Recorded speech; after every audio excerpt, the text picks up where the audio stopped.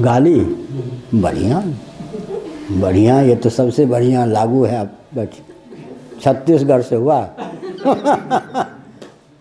एक गढ़ के जब 36 हो गए तो गाली आएगी बढ़िया प्रश्न। गाली किसने गीत दी है क्या? नहीं, मैं सोचता रहता था बहुत समय से। अरे हाँ, तो से तब तो चालू उत्तर देने ही बढ़िया। ऐसा प्रश्न आजकल किसी ने किया ही नहीं। वाह। गाली का उद्गम हुआ वर्णाश्रम से। गाली किसको कहते हैं? रोटी बेटी पर आक्षेप, यही तो गाली है ना। रोटी बेटी की मर्यादा जीवन में है तो गाली लगेगी। रोटी बेटी की मर्यादा नहीं है तो गाली कहाँ से लगेगी? ठीक है। वांग्मय तप में शिथिलता के कारण गाली का उद्भव होता है। अनुद्वेग करम वाक्यम सत्यम प्रिय हितम च यत् स्वाध्यायाभ्यसनम चैव वांग्मयम तप उच्यते। क्या? उद्वेग करने वाला, क्षोभ उत्पन्न करने वाला वाक्य न बोले, सत्य बोले, प्रिय बोले, हितकर बोले। ऐसी क्षमता कब आएगी? जब स्वाध्याय का बल होगा। स्वाध्याय का, सत्संग का बल नहीं होगा तो गाली अव्य तव्य व्यक्ति बोलेगा ही क्या? अनार्योचित वाणी का उच्चारण करेगा। वांग्मय तप में शिथिलता के कारण गाली का उद्भव होता है। और रोटी बेटी की मर्यादा पर आक्षेप का नाम ही गाली है। अब जिनके यहाँ रोटी बेटी की कोई मर्यादा नहीं है उनकी गाली भी, उनके यहाँ गाली भी क्या है? ये चीज़ मालूम है?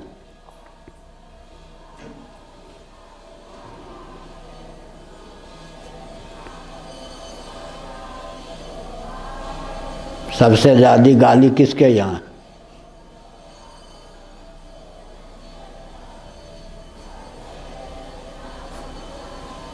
नहीं मान।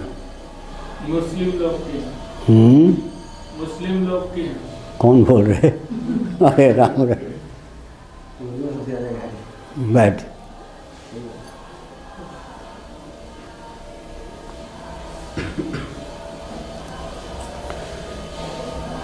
रोटी बेटी की मर्यादा पर आक्षेप ही तो गाली है ना।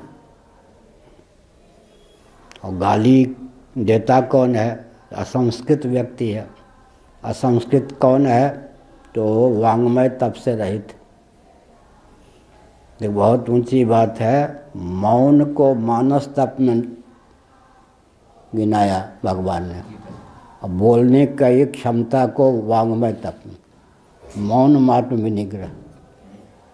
तो केवल मौन भी रह जाए व्यक्ति तो नहीं। एक बहुत बढ़िया गंभीर तथ्य है ना। मौन को रखा मानस तप में।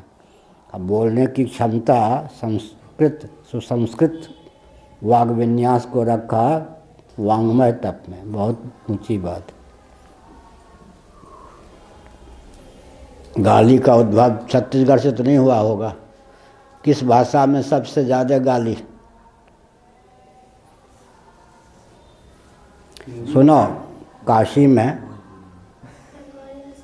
काशी की घटना है सच्ची। कौन है? बच्चा बोल रहा है। काशी की घटना है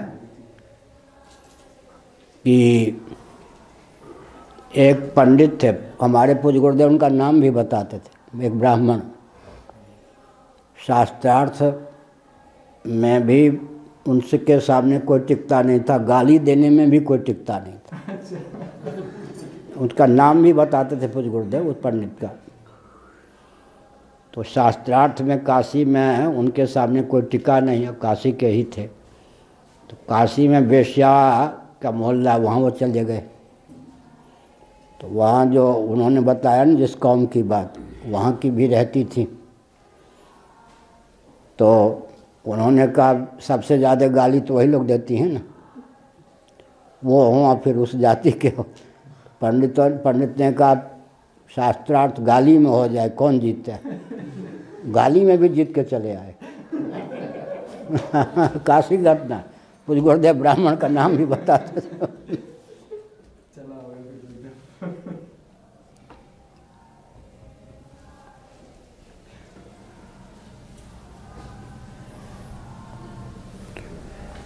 और शास्त्रार्थ में आर्य समाजी जितने गाली देते हैं दूसरे को उतने दे ही नहीं सकते। ये भी एक है। आगे यही प्रश्न बढ़िया है, सबसे बढ़िया तो यही प्रश्न किया।